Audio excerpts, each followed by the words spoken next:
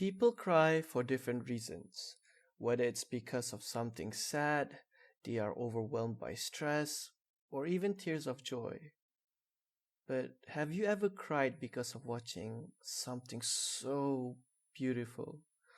Not just because of its visual appeal, but execution after the build up from the whole story. This scene was less than a minute, but it was definitely the most memorable and the best scene in the entire movie. 行こうもう二度と晴れなくたっていい青空よりも俺はヒナがいい天気なんて狂ったままでいいんだ夢に僕らでを張って来たるべき日のために夜を越えいざ期待だけ満タンであとはどうにかなるさと肩を組んだ怖くない And I'll tell you why. To write a good story, usually the rising action needs a good setup from the first half of the movie, so the audience can understand the weight of what's at stake in the story or which direction the story wants to go. In Tenki no Ko, or Weathering with You, the exposition was playing around this idea on how the weather affects people. If it was sunny, we can go outside, and if it was raining, then a lot of events are forced to be cancelled or postponed. Whether we realize it or not, the weather affects our daily lives as a collective society and even on an individual level.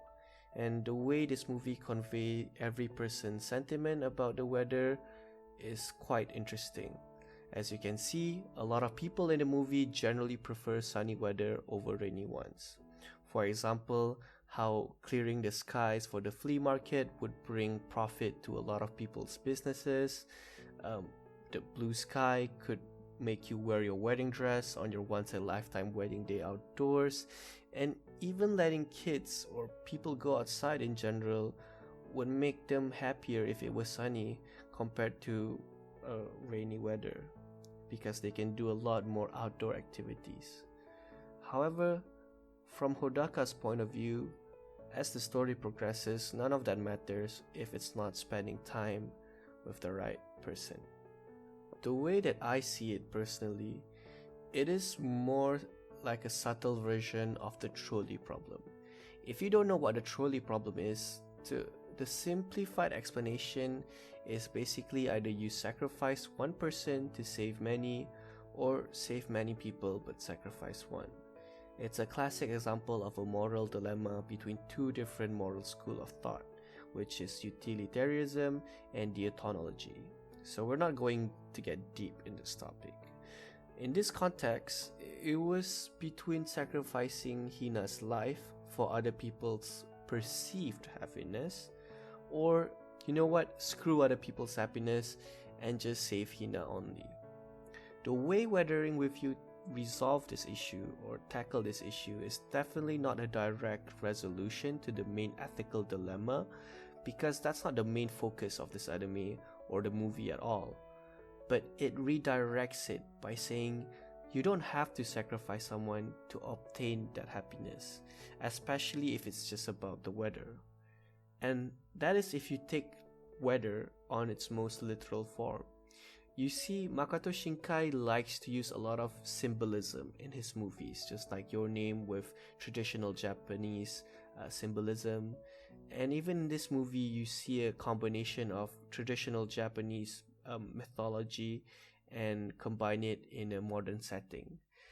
The use of rain in stories and movies are often symbolism associated with a lot of things. Not just sadness or a feeling of melancholy, even though that is also part of the movie. It could also represent foreboding, in which means that something bad that might happen, like foreshadowing something bad. It also represents determination when you see Hodaka struggling in the rain just to be or just to find Hina. And of course, romance and even starting of a new life. All of these elements are symbolism that is tied or correlate with the weather. And it's amazing, to me personally, how most of these symbolisms could be interpreted simultaneously while watching Weathering with You, because how abstract and ambiguous the weather is in used in literature devices. Even at the end of the movie, people just adapt to their new ecosystem and can still be as happy as they were regardless of the condition of the weather. If you really care or love someone, you will go through many obstacles just to be with them. The weather is just a tiny hurdle that you need to overcome to be with the one you genuinely love. But when you make that decision, you have to face the consequences of the choice you made. And you can see clearly how him saving Hina affected the whole Tokyo area in the movie. He chose to be with Hina and live in terrible weather instead of living in a world with good weather but without her. So to relate this with this particular scene, all these weight were actually compressed into the scene where he made that choice by simply saying, "I want you more than any blue sky." The gravity of that line alone carries a lot of weight from all the build up in the movie, and it was to me, it held a lot of meaning as well. On top of that, the timing of the music, Grain Escape, spectacular music with visual aesthetics that was animated beautifully, melted my heart to the point that my eyes started to pour some rain as well. I love and enjoy every single bit of Weathering with You. Definitely it wasn't the perfect anime, and by far story-wise it is not a masterpiece, you know. It has no complicated plots. You don't need complicated plots, and the story is simple and straightforward. To me, everything about that story was not extraordinary, but Makoto Shinkai is a genius when it comes to directing arguably the best scenes in the anime industry and executing it perfectly. It takes a brilliant director to take a simple story such as Weathering with You and convey it in a way that he illustrates to the viewers. Imagine something simple but done extraordinarily. So, that's how important the scene is, or that's why I think that particular scene is the best scene in the movie. So, question of the day. What's your thoughts on Weathering with You? Did you enjoy it? Which scene is your favorite? If you like this video, please hit the like and subscribe button for more anime related content. I'm working super hard to try and post at least twice a week soon. I want to share my love and thoughts on anime with everyone, so let's walk this anime journey together.